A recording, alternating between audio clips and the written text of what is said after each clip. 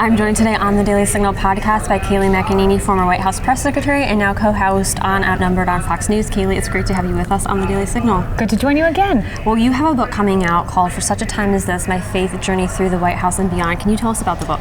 Yeah, so, I wanted to write to me what was my account of being in the Trump White House, my interactions with President Trump, the president, the man that I saw. And so I wrote about my time in the White House, but beyond just the time in the most powerful building in the world, I talk about my family and downsides to life and how faith got me through. And I'm very honest and forthright about how I was emotional before I went to the podium. I was actually almost in tears the first time because it's a nerve-wracking thing. And I got on my knees in the bathroom in the West Wing and prayed. And how faith really at the most nervous moments of my life helped me through. So beyond even a journey through the White House, it's my faith journey. And there's baby Blake, she's featured in there as well, my little daughter. So. That's really precious. Well, something that you mentioned in the book that I thought was so cool, there's so many people that intern in DC, and you had mentioned how you were a White House intern and then you went on to be the press secretary. Can you tell us more about that and what that was like to go from White House intern to a press secretary? It was crazy. It was surreal. My first time in the James S. Brady press briefing room was as an intern for Bush, as you noted. Dana Perino was the press secretary, so I watched her go back and forth with the Fox correspondent, ended up interning at Fox and doing several internships, but then about 10 years later, I was standing at the podium myself, which was surreal, amazing, and I know only made possible because Christ had that path for my life, even when I couldn't see it. You mentioned also in the book there are some never before told stories of your time there. Can you maybe tell one or two for listeners?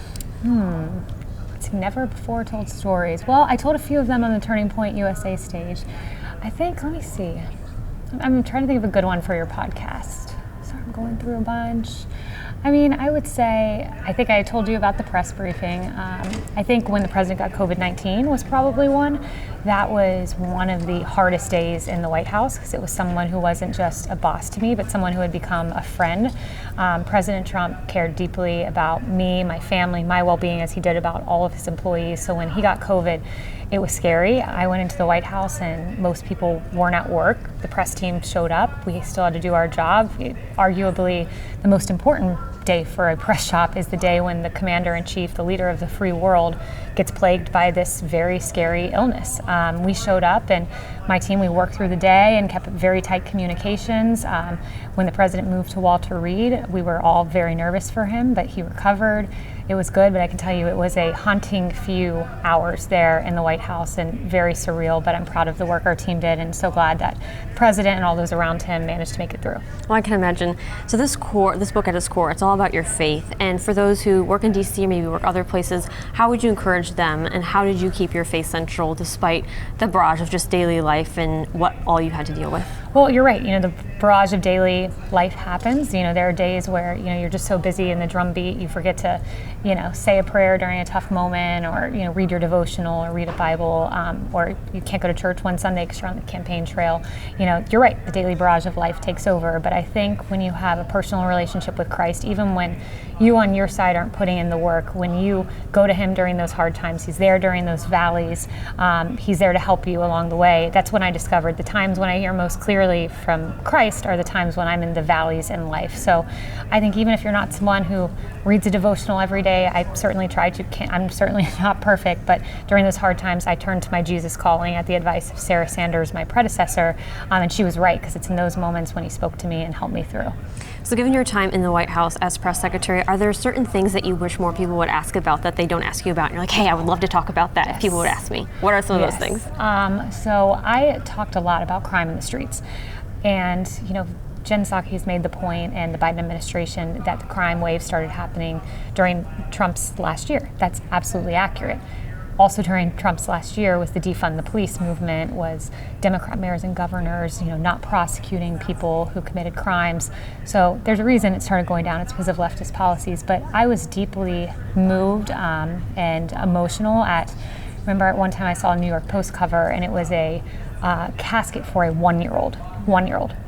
And the headline was, "The image that should shame every politician in America." And the casket is a beautiful multicolored casket with the the name Coco Lemon, which is a series that my own daughter watches. So I said the names of people who lost their lives from the podium, children, Sequoia Turner, a little girl in Atlanta who was killed. But the press didn't really have many questions about crime, and there are real victims of crime.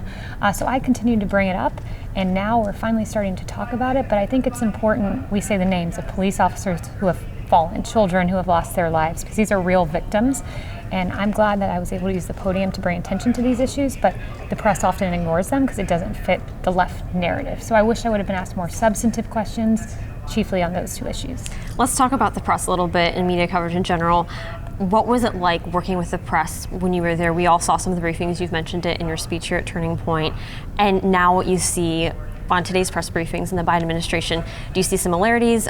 Is the press secretary differently? What is your perspective on that media coverage? So first, let me start by saying the press serves an incredibly important role. Obviously, it's important that we have a free press in this country. It's central to democracy. There are some very good reporters like Steve Holland of Reuters, a great reporter. Real Clear Politics, Philip Wegman is a great reporter. Peter Ducey at Fox News, great reporter. There are many great reporters. Two of those were in my tenure, and I interacted with them and can tell you firsthand. Now, though, you have a press that first day they ask about what was it like for President Biden to sit in the Oval Office? He's been wanting this so long. That was a question. Questions about Joe Biden's dog, Joe Biden's cat, the Air Force One color scheme. Yes, I remember that. That doesn't serve the American people. It doesn't. Likewise, it doesn't serve the American people when questions were asked during my tenure like, is the president glad that the South lost the Civil War? The sensational questions don't serve the American people, and the fluff questions don't serve the American people. And I wish that both Democrat administrations and Republican administrations got fair, probing questions on the issues of substance. There's two spectrums, neither are good.